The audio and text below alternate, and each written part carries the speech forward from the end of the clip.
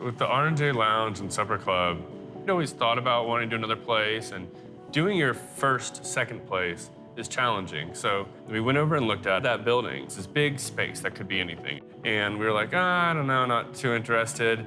And then, I'll never forget it, Russ comes from, there's this little basement part of it, and Russ comes up and he goes, come look down here. And it's just this little cinder block. I mean, the dining room, it's 550 square feet. It's super tiny garage. And and Russ said it, he goes, this would be the perfect old school bar. And I was like, you're right. So we're like, what if we did this kind of throwback, hidden alley bar? And it's already natural materials in the building from the 60s that have been left there, the wood paneling that's on the walls. So we reclaimed that and used it. And then this is where Russ, I'll always nod to him as a master. He went on his searches. I don't know where he finds the stuff and how he does it, but if you ever need anything. We went at it, we found old wallpaper that had been sitting in a warehouse forever to go on the walls that fit the period.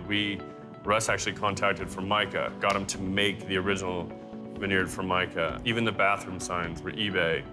The menu we went all out on. Happened to be on a trip in New York, went to the New York Park Public Library and went through the menus, not necessarily for what was on them, but the feel, how they looked, what made that moment.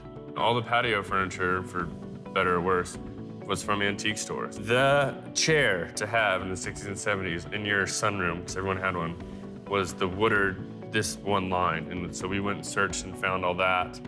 That was the biggest challenge of that space. Yeah. Was finding everything. You would think a 4x4 gloss black tile for a bathroom is readily available. Nope. No, it is not.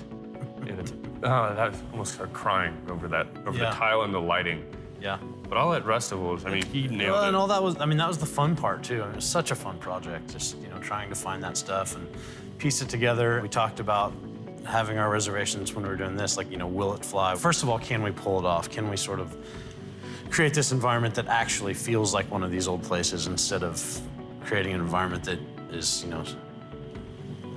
kind of influenced by one of them. As it's turned out, R&J is kind of the antithesis of what Ludovine is. It's about nostalgia. It's about not worrying about what's new or really even being remotely interested in what's new. It's about reminiscing and being nostalgic about the past, both the actual feel of the place and the menu and the kind of cocktails. And we have cocktails over there. They're very different from what we do here. It's more of the kind of approach to cocktails that people had in the part of the century that whole place is about. And we wondered if people would give us a hard time about that in the beginning, since we're like the farm to table guys and all that, and that menu is so not that.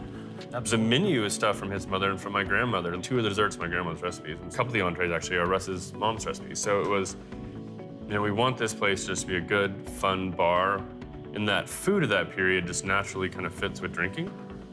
The amount of cocktail wieners we sell, and it's the same sauce a lot of people had at holiday parties. And once again, it was Russ's thing, family thing, and it just resonates with people. People love going and having cocktail wieners and drinking just a straight gin and tonic. Yeah.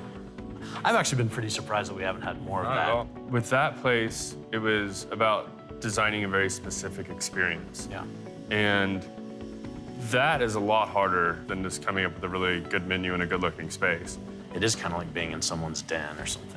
Yeah, you sit where you can just sit. hang out, yeah. I think that's why the R&J, one of the reasons it showed up in the New York Times is when the writer came in and she thought, it was so cool that someone threw back to that period, and at the same time, it wasn't so chef-driven. It was these guys who are chefs and have achieved what they've achieved with Ludovine went the complete opposite direction and just opened a fun space with good food and good drinks, and nobody was really doing that anymore, and she touched on it really well. I think anything we want to do in Oklahoma City, we always want to add to the city.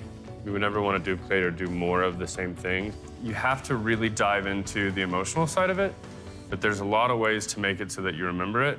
It's part of the aesthetic and the experience to sit down and have banana cream pie parfait.